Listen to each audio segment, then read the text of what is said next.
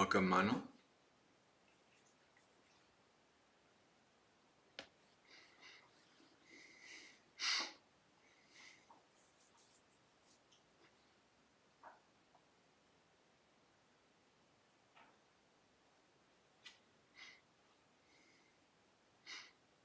Welcome, Ryan.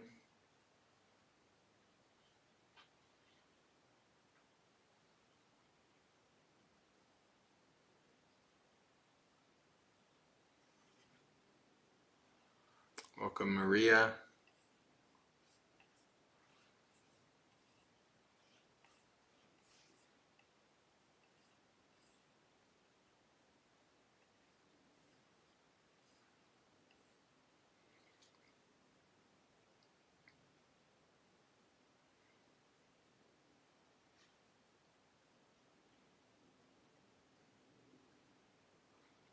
Welcome, Michelle.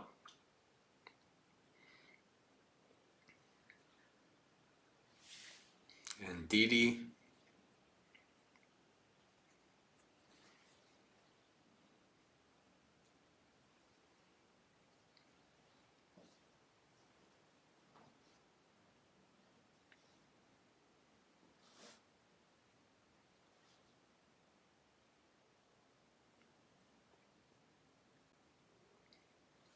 All right, let's get started. Namo tassa bhagavato arahato samma sambuddhassa. Namo tassa bhagavato arahato samma sambuddhassa. Namo tassa bhagavato arahato samma sambuddhassa. All right, friends, so the general topic for today is right effort. And the more specific topic is Majjhima Nikaya number 19, Two Kinds of Thought. So right effort, along with right view and right mindfulness, are seen to be among the most important of the aspects of the Noble Eightfold Path. It was just that they run round, those three together, right effort, right mindfulness, and right view, run round all the other factors. And indeed, when you look at right effort is essentially the whole path. So right effort can be broken down into four things. There is the abandoning of unskillful mental states, habits, tendencies, etc., that are already existing. There is the unskillful mental states, habits, tendencies, etc., that are arising that you do not grab and feed and make stronger.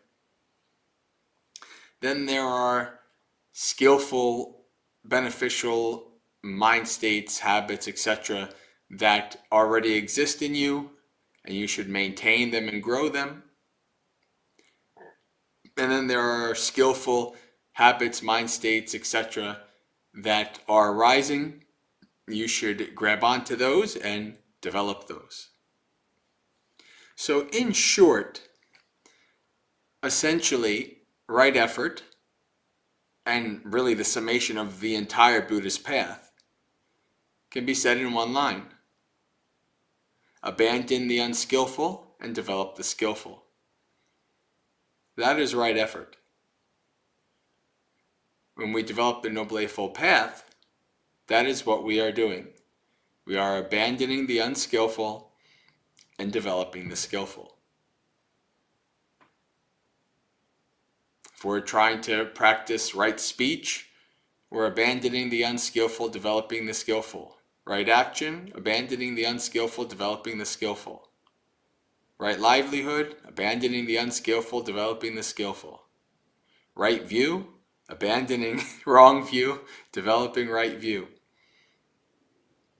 All the factors of the Noble Eightfold Path is developing skillfulness. Now, in my estimation, there is very few suttas that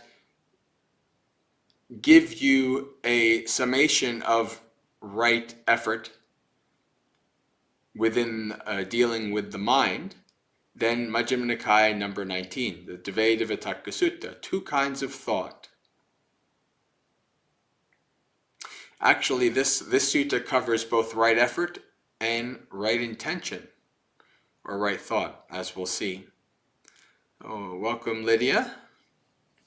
So let me share screen, and I'll bring up the sutta.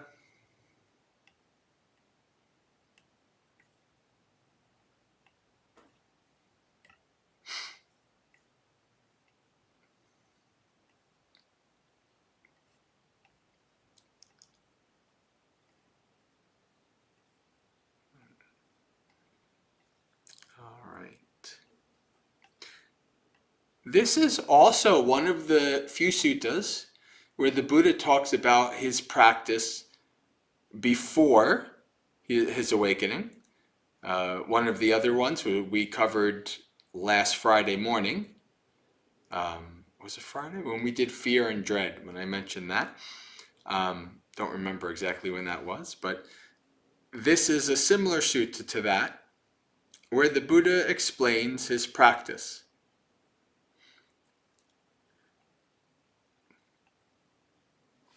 So I have heard, at one time the Buddha was staying near Savatthi in Jeta's Grove in Anathapindika's monastery.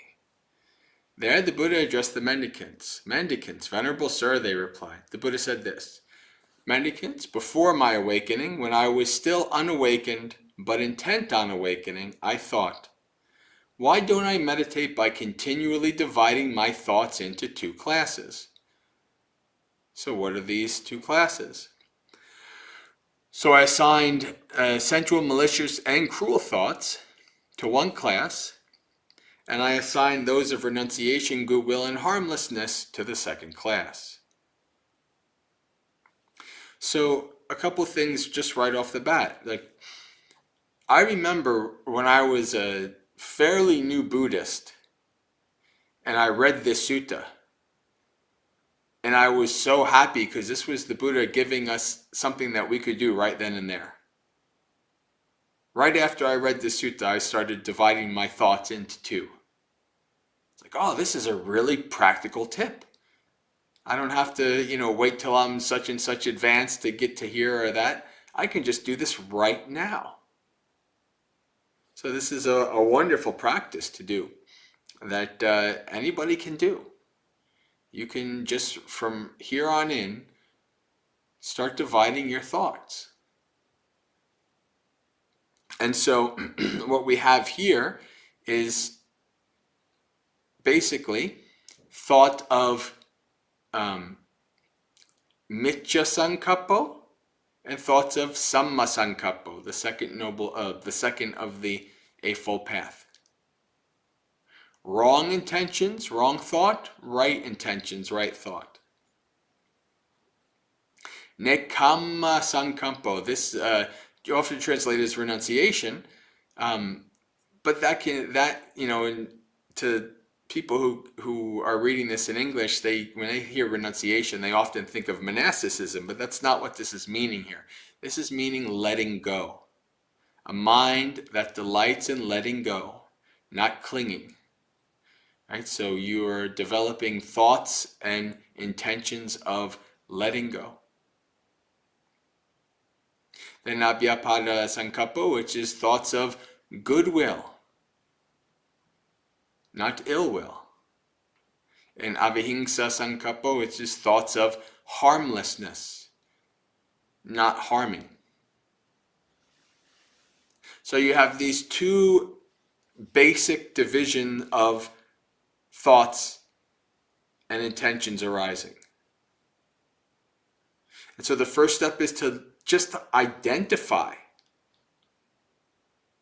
This is a thought of clinging and grasping and desire and wanting, or a thought of hatred and ill will and resentment, or a thought of harmfulness, or this is a thought of letting go, of giving up, a thought of friendliness and goodwill, a thought of harmlessness. That's really all it is. It's just recognition of what this is that's in your mind. Now let's continue.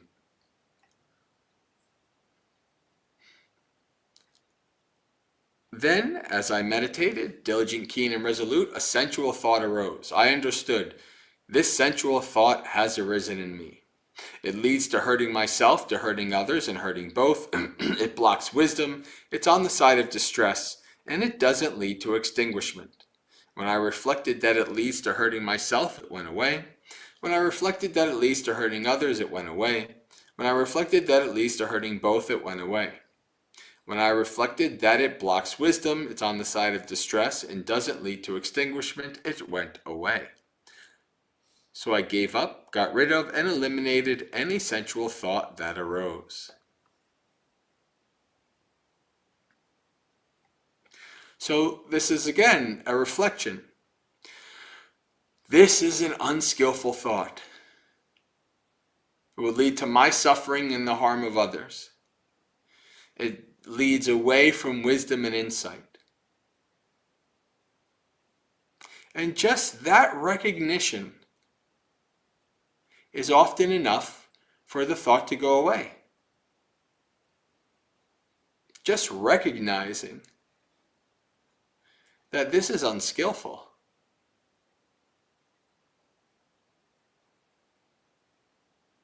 It's not unlike in the suttas, where you have the bhikkhus and the bhikkhunis, like in the Thera and the Therigatha, where a bhikkhu or bhikkhuni is mindfully practicing, and Mara comes and tries to tempt them, and they figure out that it's Mara, and they say, "I see you, Mara," and then Mara goes away dejected. Right? That's basically how it plays out in your mind. I see you, Mara, and then the thought goes away. Now, maybe 9 times out of 10 it goes away, but there might be that 1 time out of 10 where it's really strong and it doesn't go away.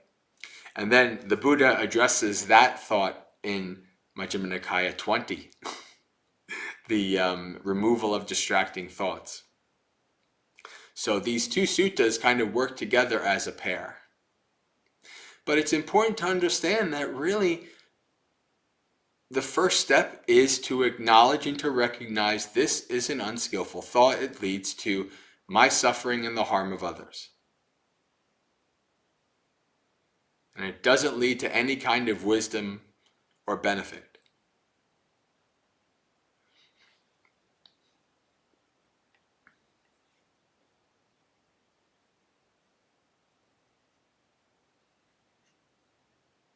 It went away.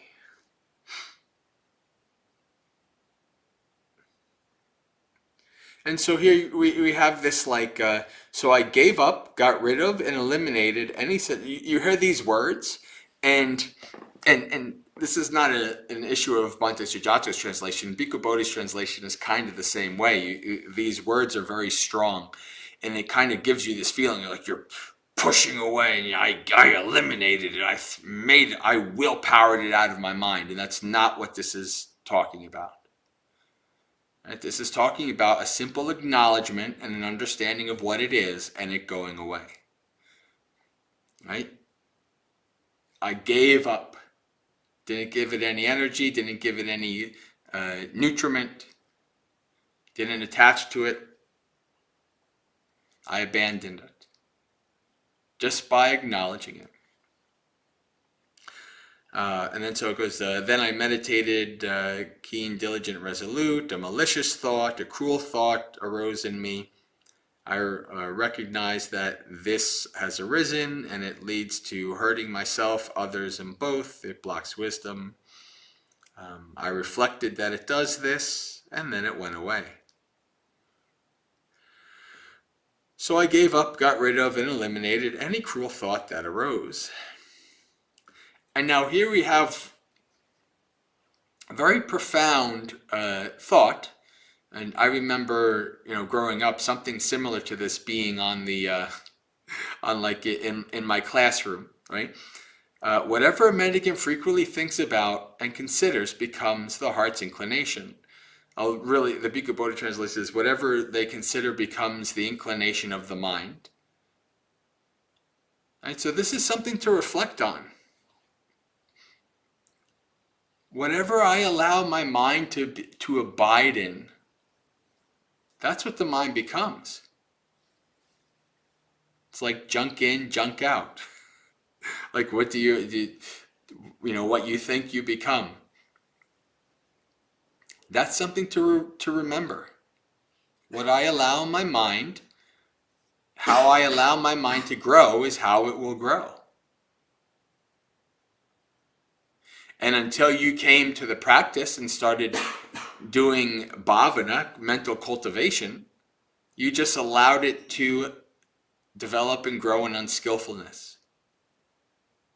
But now you're trying to do the opposite. You're trying to abandon the unskillful. And so because you allowed it for years and years and years to grow in unskillfulness, it's become powerful. The unskillfulness, the Mara, can easily overtake you.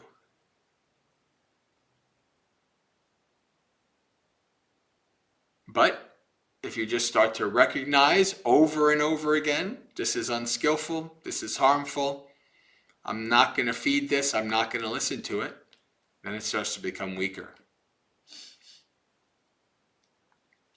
So if they often think about and consider sensual thoughts, or malicious thoughts, or cruel thoughts,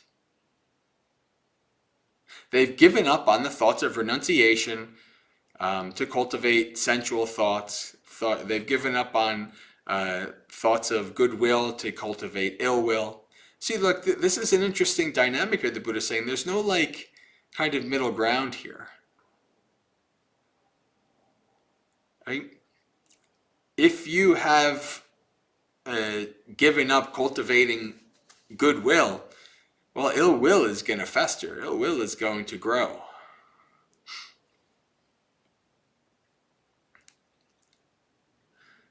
Suppose that it's the last month of the rainy season in autumn, when crops grow closely together, and a cowherd must take care of the cattle. Actually, let me double check the... All right, welcome Bhumika.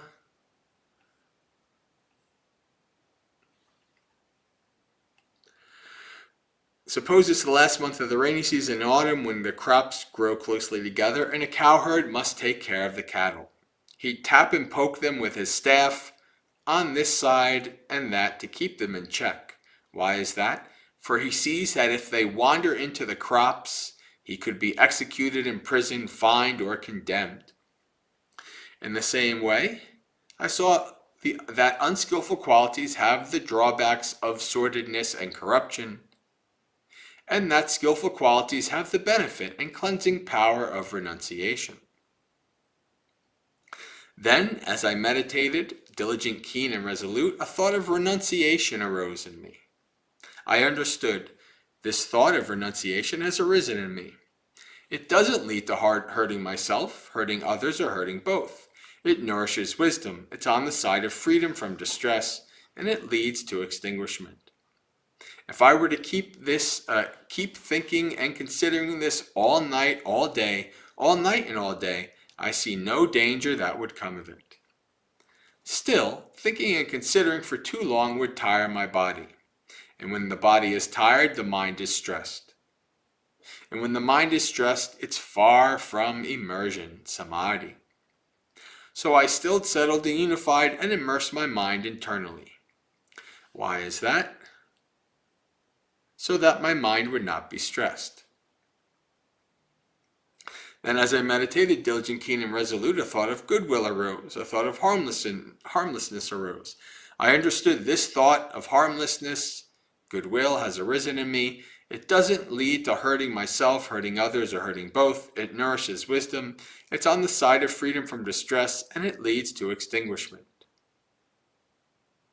If I were to keep on thinking and considering this all night, all day, all night and all day, I see no danger that would come of it. So this is a profound thought as well. Right? This is a good, skillful thought. There's no danger here.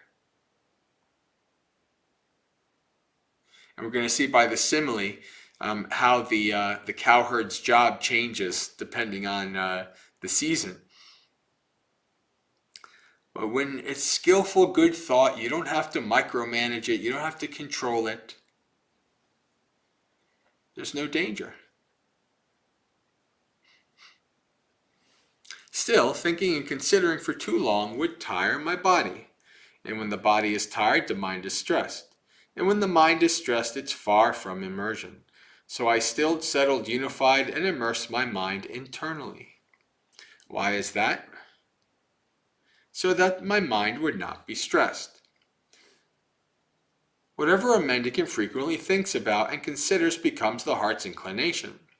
If they often think about and consider thoughts of renunciation, they've given up sensual thought to cultivate the thought of renunciation. Their mind inclined to thoughts of renunciation. If they often think about and consider thoughts of goodwill, their mind inclines towards goodwill. If they often think about and consider thoughts of harmlessness, their mind inclined to thoughts of harmlessness. And now the other part of the simile. Suppose it's the last month of summer, when all the crops have been gathered within a village, and the cowherd must take care of the cattle. While at the root of a tree or in the open, he need only be mindful that the cattle are there. In the same way, I need only be mindful that those things were there, the good, skillful thoughts. My energy was aroused up and unflagging, and my mindfulness was established and lucid. My body was tranquil and undisturbed, and my mind was immersed in samadhi and unified. Quite secluded from sensual pleasures, secluded from unskillful qualities, I entered and remained in the first jhana, which has the rapture and bliss born of seclusion, while placing the mind and keeping it connected. So we see here this cultivation of the mind and the categorization and discrimination of thoughts in relation to skillful and unskillful allows the mind to be calm and peaceful, which leads to jhanas, right? So when you are cultivating the mind in such a way, then the hindrances don't have much power, right? The clinging to sensuality doesn't have much power, which are the first two qualifications for jhana to arise. So,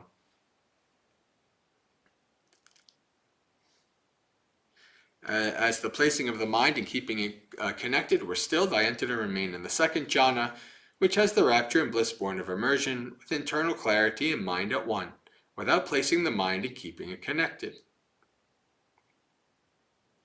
And with the fading away of rapture, I entered and remained in the third jhana, where I meditated with equanimity, mindful and aware, personally experiencing the bliss of which the noble ones declare, equanimous and mindful one meditates in bliss.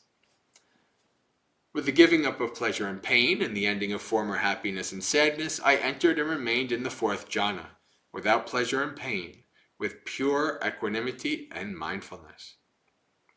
When my mind was immersed in samadhi like this, purified, bright, flawless, rid of corruptions, pliable, workable, steady, and imperturbable, I extended it towards the recollection of past lives. I recollected many kinds of past lives with features and details. This was the first knowledge I achieved in the first watch of the night. Ignorance was banished in me and knowledge arose. Darkness was banished and light arose, as happens for a meditator who is diligent, keen, and resolute. When my mind had become immersed in samadhi like this, I extended it towards the knowledge of the death and rebirth of sentient beings. With clairvoyance, and that is purified and superhuman, I saw sentient beings passing away and being reborn, inferior and superior, beautiful and ugly, in a good place or a bad place. I understood how sentient beings passed on according to their deeds.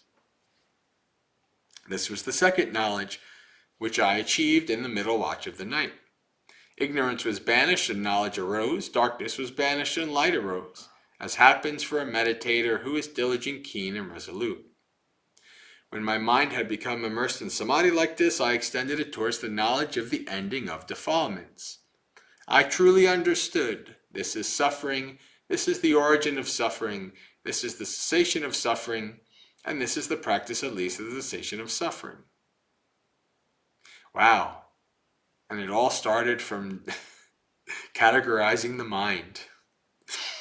I truly understood. These are defilements. This is the origin of defilements. This is the cessation of defilements. This is the practice that leads to the cessation of the defilements. Knowing and seeing this, my mind was freed from defilements of sensuality, desire to be reborn, and ignorance. I understood rebirth has ended, the spiritual journey has been completed, what had to be done has been done, there is nothing further for this place. This was the third knowledge which I achieved in the last watch of the night. Ignorance was banished and knowledge arose, darkness was banished and light arose, as happens for a meditator who is diligent, keen, and resolute. Suppose that in a forested wilderness there was an expanse of low-lying marshes, and a large herd of deer lived nearby. Then along comes a person who wants to harm, injure, and threaten them. They close off the safe, secure path that leads to happiness, and open the wrong path.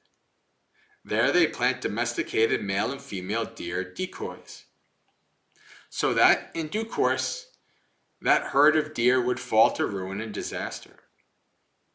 Then along comes a person who wants to help and keep the deer safe. They open up the safe, secure path that leads to happiness and close off the wrong path. They get rid of the decoys so that in due course the herd of deer would grow, increase, and mature. I've made up this simile to make a point, and this is what it means. An expanse of low-lying marshes is the term for sensual pleasures.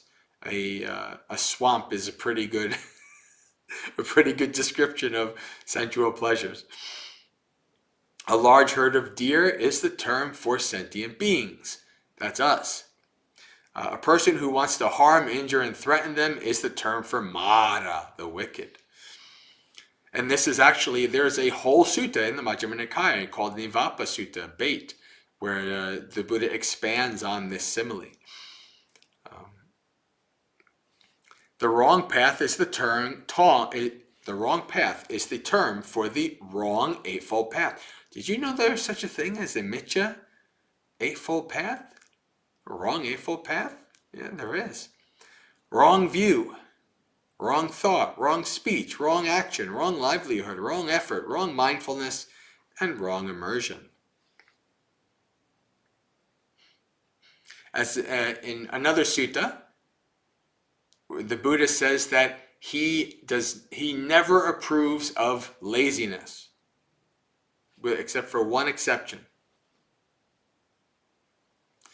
The exception is that if there is a teacher that is teaching you a doctrine that is wrongly taught, then be lazy.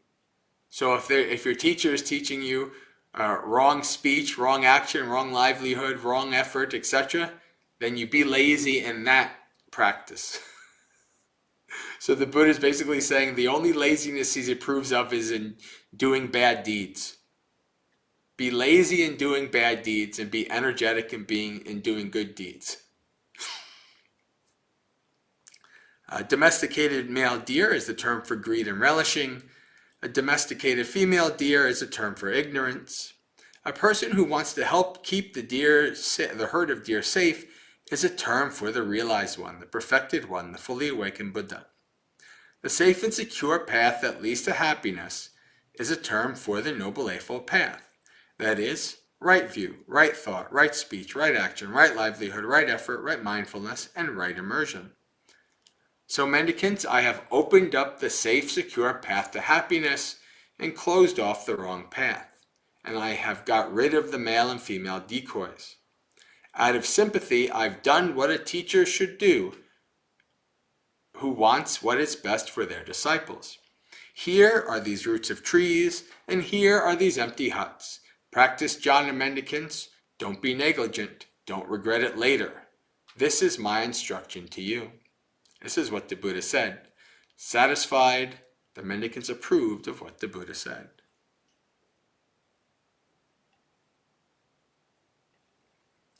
Welcome, Sarah.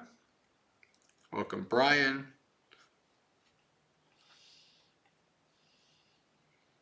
So the Buddha starts by giving us a practice, giving us a teaching, giving us a training that we can start right away. And in the end, he says, I've done everything that I can do, that is somebody who is looking out for their disciples, so go do it. Right? Be energetic. Have right effort, diligent, keen, and resolute. Be energetic in developing the skillful, and be energetic in abandoning the unskillful. But be very lazy, the most lazy you possibly can be in developing the unskillful. Procrastinate it till the next lifetime. I will not do any unskillful things this whole lifetime. I will be very lazy in developing unskillful things. But I will be very energetic in abandoning unskillful things. If this is the mindset that you have, then your practice will go well. You will develop quite well.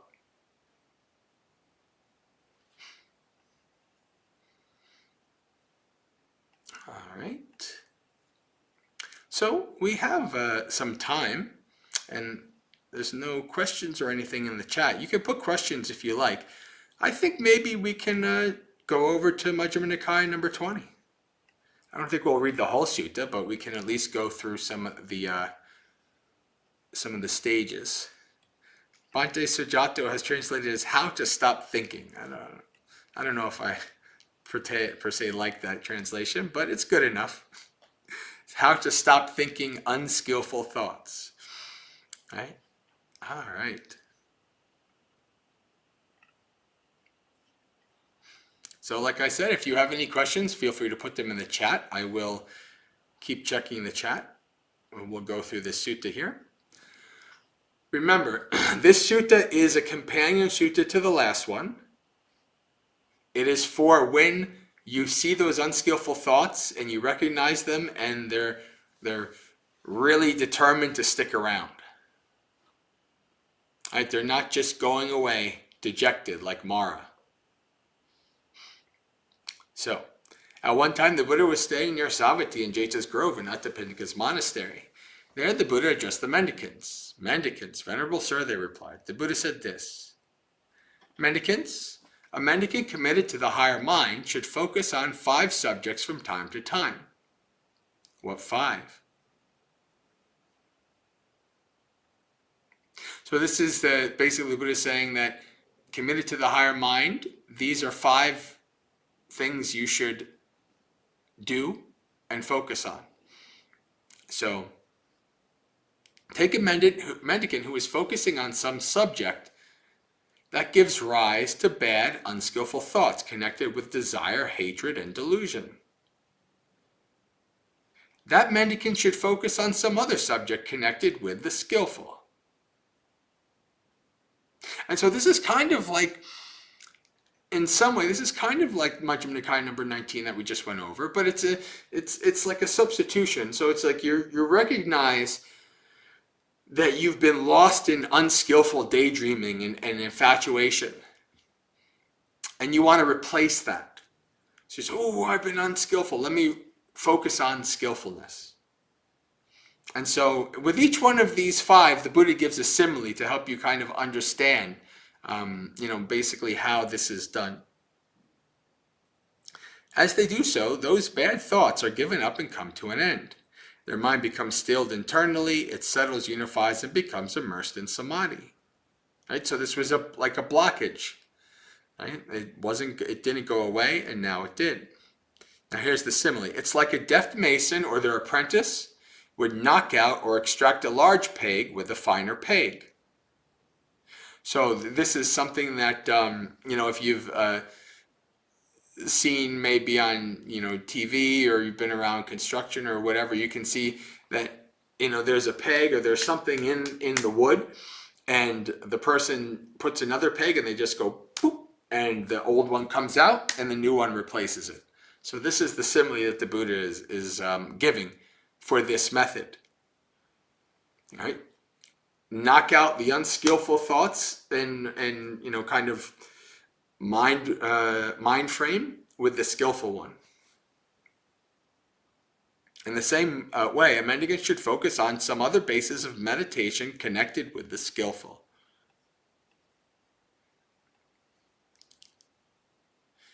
Now, suppose that a mendicant is focusing on some other subject connected with the skillful, so we can see this is a ramp up. Right? So this second one is, the first one doesn't work. They're already focusing on the skillful. But bad unskillful thoughts connected with desire, hatred, and delusion keep coming up. They should examine the drawbacks of those thoughts. So these thoughts are unskillful, they're blameworthy, and they result in suffering. As they do, those thoughts are given up and come to an end. So this is a skillful means. The Buddha teaches us that whatever experience that we have, as a way of gaining insight into that experience, we investigate the gratification, the danger, and the escape of that experience. Right? If we're wrapped up in unskillfulness, there's some kind of gratification. There's a gratifying reason why we're wrapped up in that. Right? And we need to understand why. If we just kind of push it away and run away from it without trying to investigate it, we won't really ever understand why, and so we'll keep falling in the same trap. Like the Mara, the hunter, will keep setting that trap and we'll just keep going after it because we don't know why. So we need to know the gratification, but also we need to know the danger. And this is what the Buddha is here is giving as a reflection. My mind won't let go of this, but it's really unskillful. It will lead to my suffering and the harm of others. Right? Really reflecting on the drawback, the danger, the downside of this being in your mind. And this is like you can't just say, bad mind, this is no good. Let it go. That's not how it works. You have to keep kind of doing that reflection. Your mind is like a hard-headed person. Like a person who has to keep putting their finger on the oven multiple times before they really realize that it hurts. I know this firsthand because that's how I am. So I have to keep reflecting on these things over and over and over again because I have a hard head. Right? The drawbacks over and over. This is not good. This is unskillful.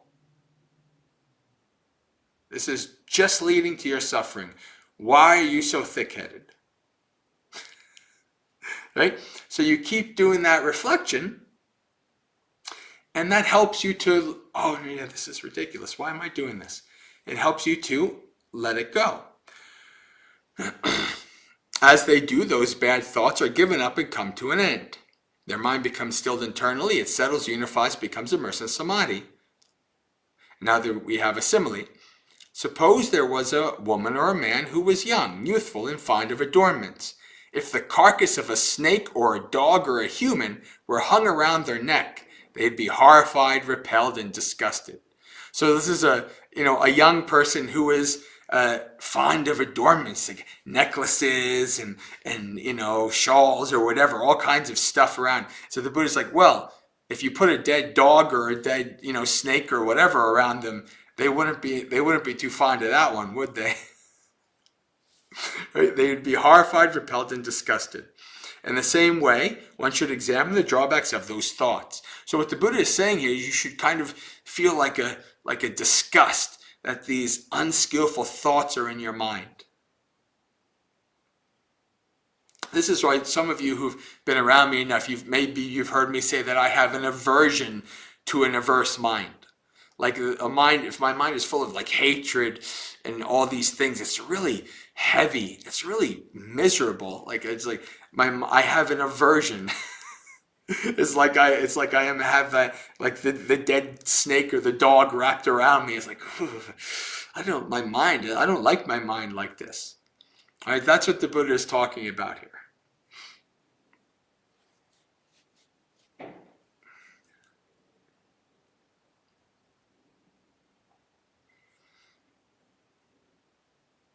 Now, again, we're ramping up. If that doesn't work, do this. If this doesn't work, do that. Now suppose that mendicant is examining the drawbacks of those thoughts, but bad, unskillful thoughts connected with desire, hatred, and delusion keep coming up. They should try to forget and ignore them. So this is getting a little bit more willpower-y. And that's what it's going to kind of do. It's like you're just trying to forget, just ignore, just focus on something else.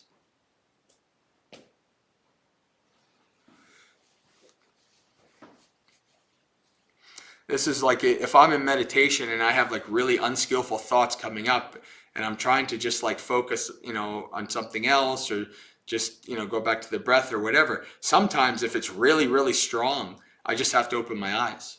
I just open my eyes and just kind of focus on the ground in front of me. And that can kind of help just like cut that mind state. And then, when it's when my mind kind of gets under control, then I can close my eyes and go back in again.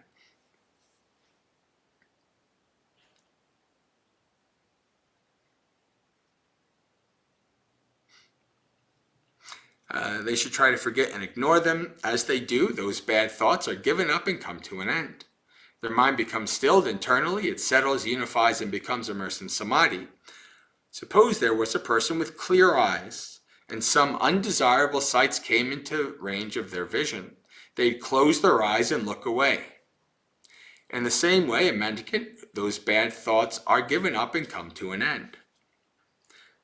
Now suppose that mendicant, ignoring and forgetting those thoughts, but bad unskillful thoughts connected with desire, hatred, and delusion keep coming up. They should focus on stopping the formation of thoughts.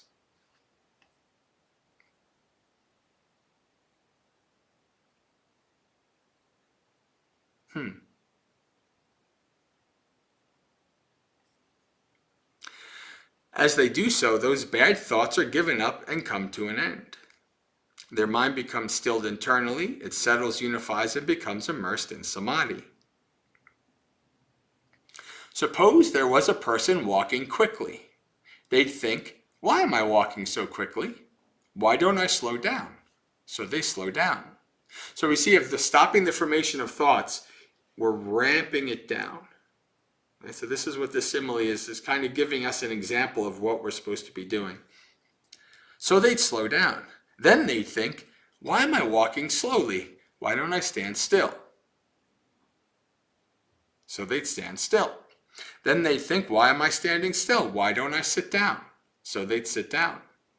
Then they'd think, why am I sitting? Why don't I lie down? So they lie down. So that person would shun successively coarser postures and adopt more subtle ones. In the same way, mendicant, those thoughts are given up and come to an end.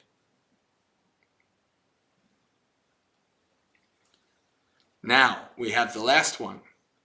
Suppose a mendicant is focused on stopping the formation of thoughts, but bad, unskillful thoughts connected with desire, hatred, and delusion keep coming up. With teeth clenched and tongue pressed against the roof of the mouth, they should squeeze, squash, and crush the mind. Right? This is Bhikkhu Bodhi translates it as it's like crushing mind with mind, right? Like this. As they do so, those bad thoughts are given up and come to an end. So there's a reason why this is like the final last resort. If you've heard me long enough, you know I say there's no repression or suppression in Buddhist practice. Right? We never really want to kind of like suppress or force what we're observing in the mind. Right? Because that's actually going against what we're trying to do, which is to know things as they are. We need to understand what is happening in the mind. So, but this is why people think, oh, meditation is to stop thinking. Wrong. Completely wrong. Right? Well, I got to make my mind stop thinking when I'm sitting in meditation. No. Right? In the last sutta, we know we're supposed to divide the thoughts. Right? We're not trying to stop thinking. We're not trying to control the mind. That's not how it works. We're trying to know the mind. and to gently steer it. However, there might be some really serious bad things. Like, you're about to like kill somebody, or do something really horrible to somebody or something like that.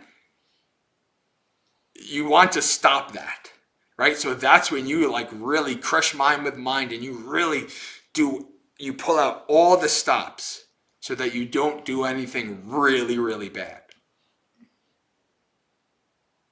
This is the last resort. All right, we've been ramping up. We started out with, in Majjhima Nikaya number 19, just recognizing this is unskillful. And that didn't work, and so we did number 1, 2, 3, 4, and none of that worked. And this is going to lead to some really bad stuff. Right? Maybe I need to crush mind with mind. Right? This is the last resort. And as any meditator knows, willpower is limited. Right? This kind of crushing mind with mind stuff is very limited. It doesn't last long. You reserve it for like the worst of the worst. You're about to do something really bad. Right? You're in a mind state that is going to lead you to really, really bad, unskillful stuff. Crush mind with mind. Pull out all the stops so you do not do these bad, unskillful things.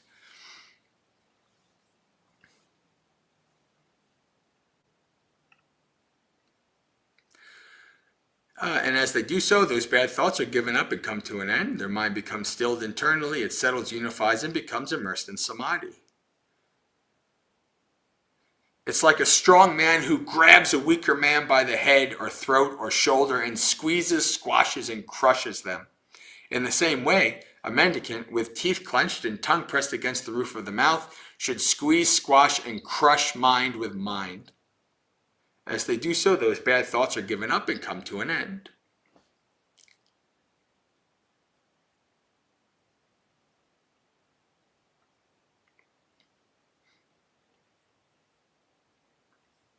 And so now it ends with just a kind of a repetition, like a summary of those things.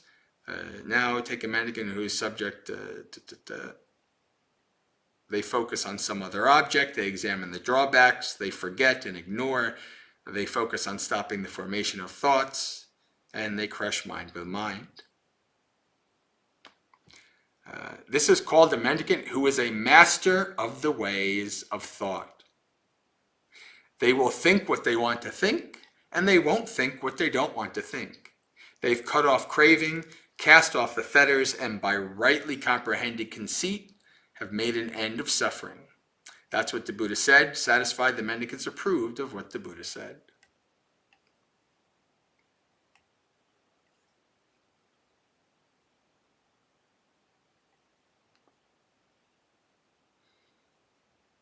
All right, so we are done with suttas. So we have some time for questions. So we'll go as long as there are questions. Do you have any questions regarding what we've gone over? Feel free to type them in the chat.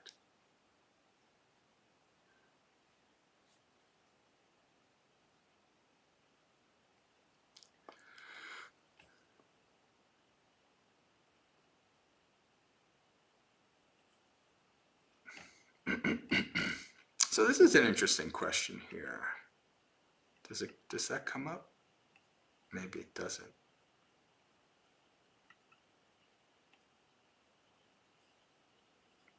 I can't tell. Anyway, I sometimes ruminate on unskillful thoughts. I think about the dangers, but I can't understand what is the gratification I'm getting from these bad thinking. Any ideas what's the gratification? Well, I mean, I would really have to know the exact thoughts in the context to even make a guess, but it's not my mind, right? This is in your mind. It's for you to investigate. And it's also important to understand that these kind of things can take hundreds, if not thousands of iterations.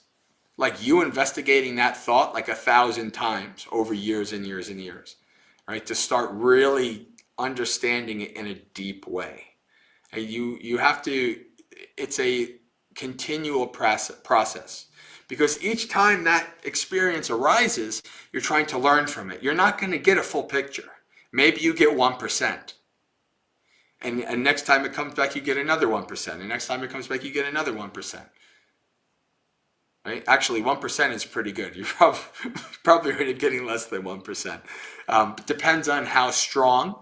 It depends on how nuanced and subtle what you're trying to investigate. There is a gratification. There is a reason why you have fed that in the past. It might be a subtle, hard to understand reason, but there is a reason. So you just have to keep investigating. You're not going to understand all of it in 1 or 2 iterations of investigating it. You're going to get a little glimpse. Okay? And you have to just keep putting the puzzle together over long periods of time of investigating.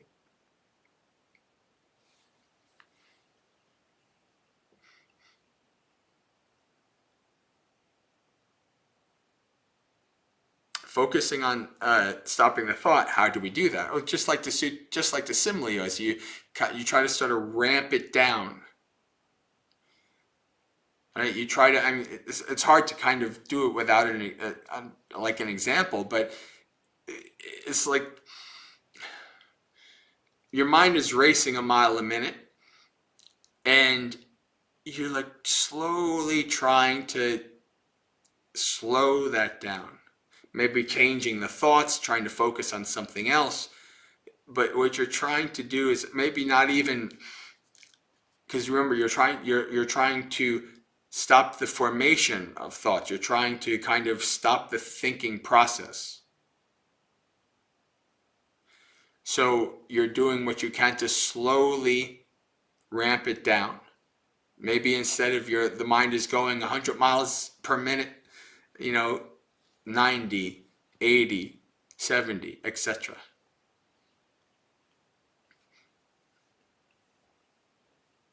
Welcome, Brienne. Welcome, Gregory. And Gita.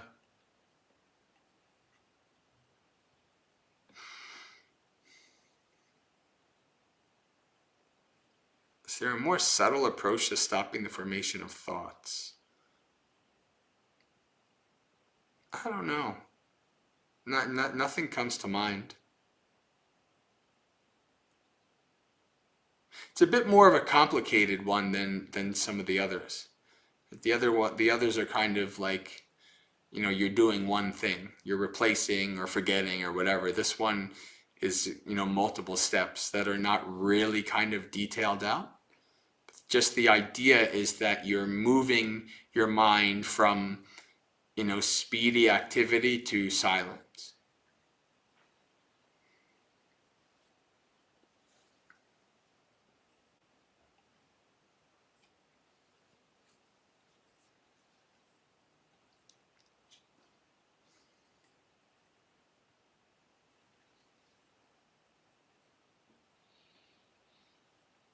Crushing mind with mind sounds cool. Not really. It kind of sounds exhausting, to be honest with you.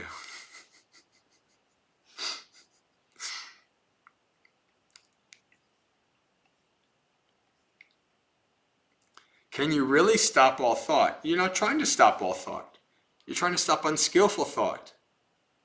Remember in the Majjhima Nikaya number 19 that the Buddha says that I recognize that this thought is good and skillful and would lead to no harm or suffering for myself, and I can abide in it in a day and a night and nothing would come of it. And he's not trying to stop that thought. Now he did mention, of course, if I thought too much, I'd get tired, so then I follow my breath. But you're not trying to stop all thought. That can happen as you get into deep samadhi. Those things will start to go away. But once you get out of that, thought comes back.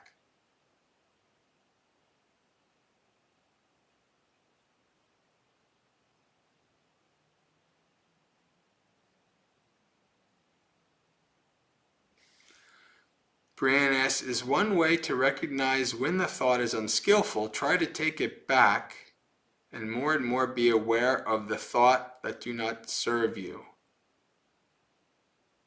Well, I don't know about taking it.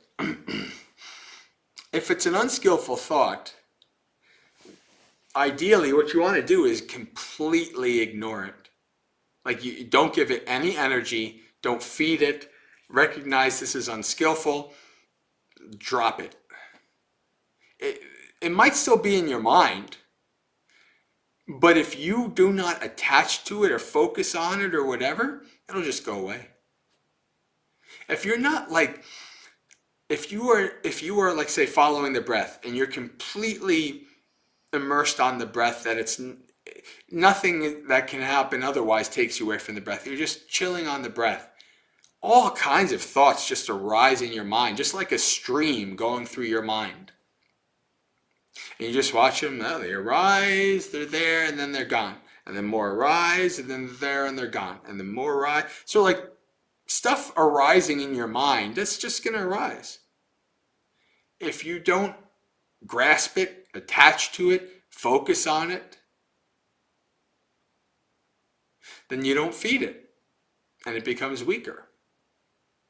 And each time it comes back, it's weaker. You keep starving it until it starves itself to death, and then it's gone.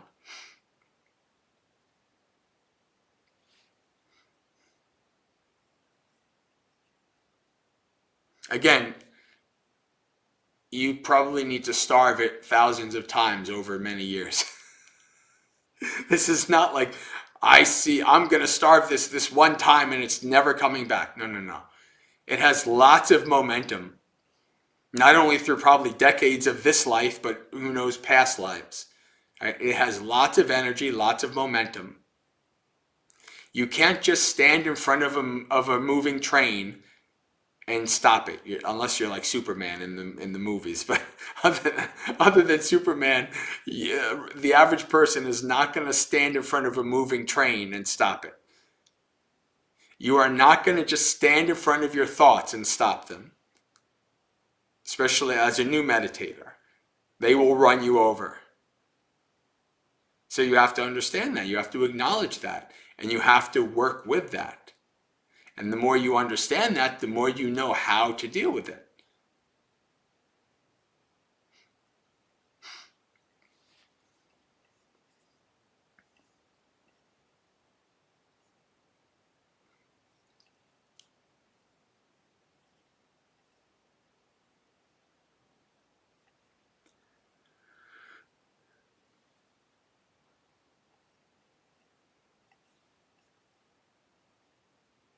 Your mind is a 500-pound ninja. Yeah, that's how minds are.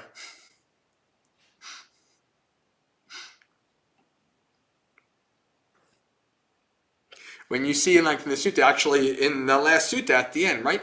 One becomes a master of the mind.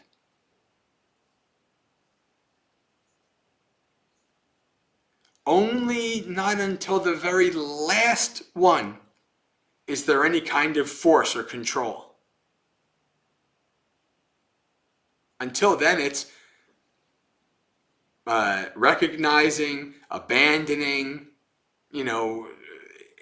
there's no I'm forcing the mind to be this way.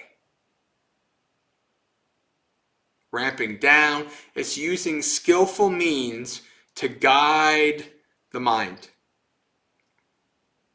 The way the practice is I'm sure we've all seen video or pictures of those huge freighters, right? That go all around the world with thousands and thousands of tons of stuff, going back and forth. What most people probably don't know is for one of those to turn around, takes 100 miles. They do this this wide kind of slow arc to turn around. Right? That's what the mind is like. That's what working with the mind is like. You're not just grasping at it and just twisting it. You have to kind of slowly, and think of it as not even a modern ship. like a ship from the age of sail, right? You have to adjust the sails just slowly. And so when you're doing things like knocking out the peg, right? That's just adjusting the sails. You're just kind of, you want it to go a certain direction, and you're just kind of nudging it, just moving it. And as you do that over years and years and years, you just start to notice that your mind is extremely different. You've been nudging it in the right direction. You're turning it around. And then it becomes a mind that you're quite happy to hang out with. And it's like, it's not as exhausting to be with this mind as it used to be. It's actually quite skillful, and there's a lot less suffering. And you keep nudging and guiding the mind until it becomes awakened. And then your job is done. You don't have to nudge or guide, just like the cowherd. That's just, it's there. I don't have to worry about it going here and all this kind of stuff. It's there. Good enough.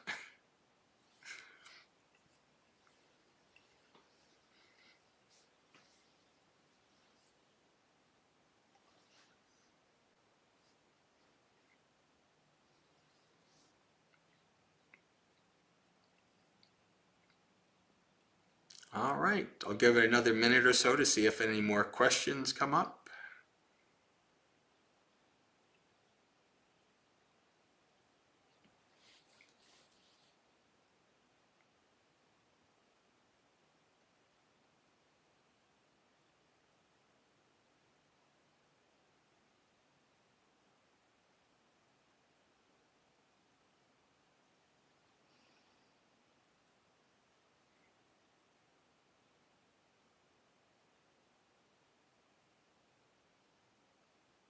All right, Scott, what's the question?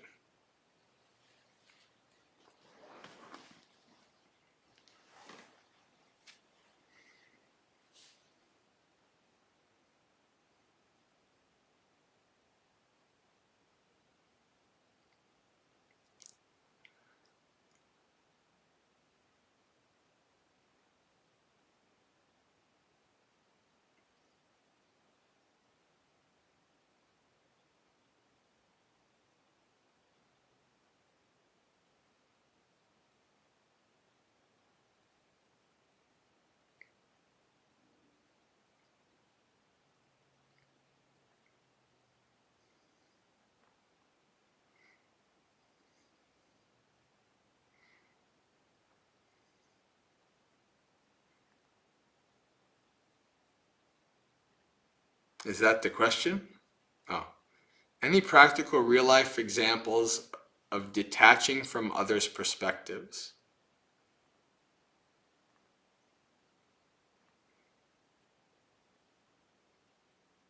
I mean, I think a fairly basic one that most of us have to go through is like with our parents, right? As we get older, we become an adult. They have a perspective and kind of expectations of how we should be or who we should be and things like that. And well, I mean, I guess some people kind of just let themselves be ruled by that even until, very older age. But most people kind of tend to find a kind of balance and be like, you know what, this is what my parents think or their perspective or whatever, but I'm my own person and I do this. And so that's kind of a very basic one in terms of real life examples.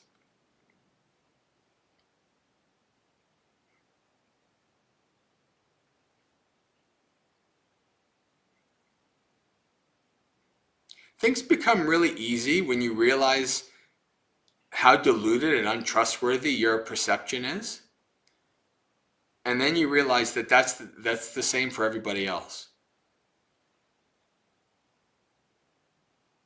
Like, we're all deluded beings whose perceptions are really faulty. Doesn't mean they're always wrong. It's just that you should at least investigate and question them. So it's like when you, yeah, it's like, yeah, Dee Dee's kind of like, yeah, don't take anything personally. That's kind of right. So when you realize that kind of other people's influence on you like that really kind of diminishes. They think what they think. That's their suffering. Right? I have my own suffering to deal. I have my own delusion to deal with. Now, why am I attaching to other people's delusions?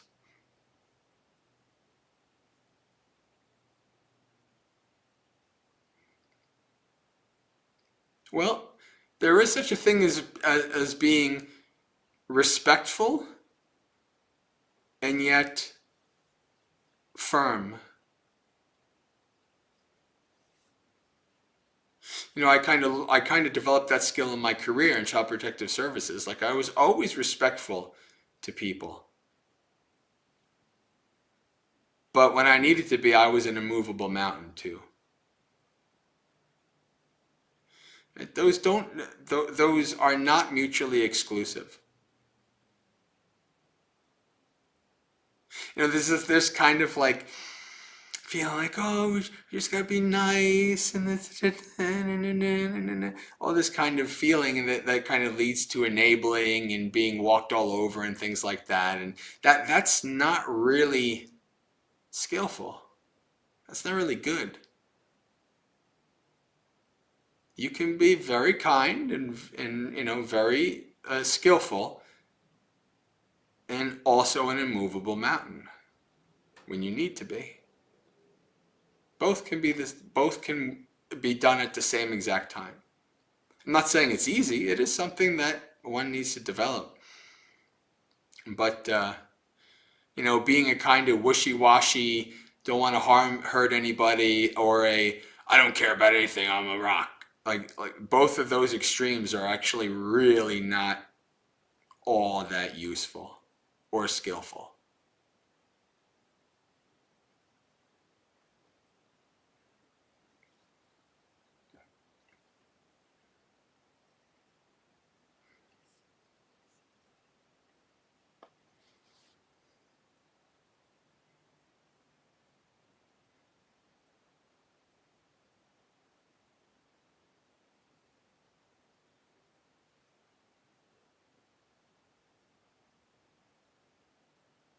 That's kind of because of my skill set. I was the one at Bhavana Society who, whenever they had to tell somebody to leave, it was like, Jayasara, get to work.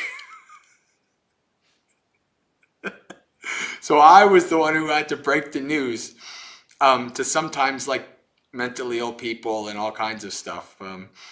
Everything worked out okay, because of my experience and skills. But it was like, I have to do this. Okay, I guess.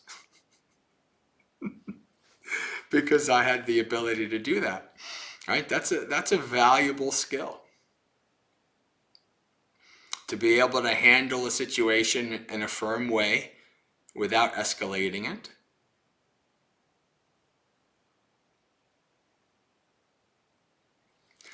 All right, give it a minute, see if there's any other questions that arise.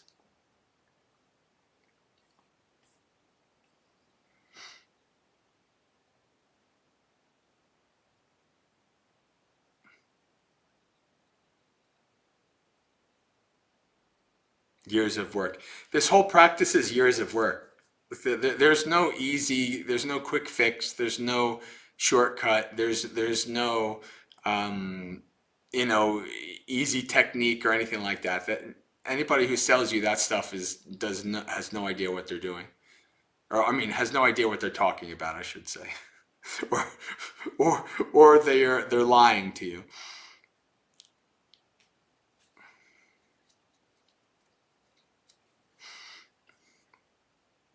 Now, have you ever had situations with that skill that, regardless of your ability, still didn't work out as you wanted? Sure, of course. But then at that point you just recognize that there is nothing that you did wrong. Right? This is sometimes crap happens. And sometimes, no matter how skillful you are, the person is going to act in a certain way. Right? That's how it goes. That's when you do things like get the police involved. Stuff like that. Get backup. I mean, if it's a really serious thing, obviously, not like...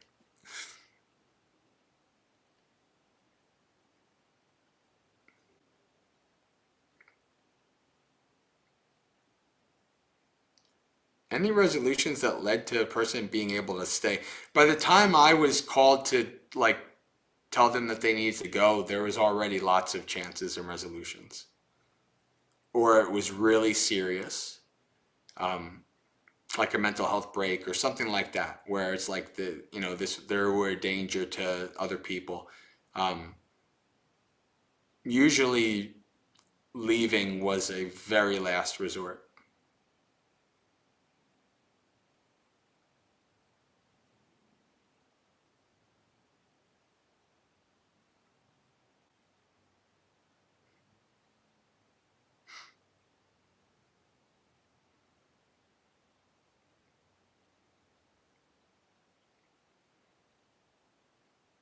All right, I think we're good then. All right, friends. So Sukhi Hotu, may you be happy and at ease. Practice well and be well, and may you have a spiritually successful and peaceful practice until we meet again. Hopefully start to categorize and discriminate your thoughts starting from now. What is unskillful and what is skillful. And so have a good night.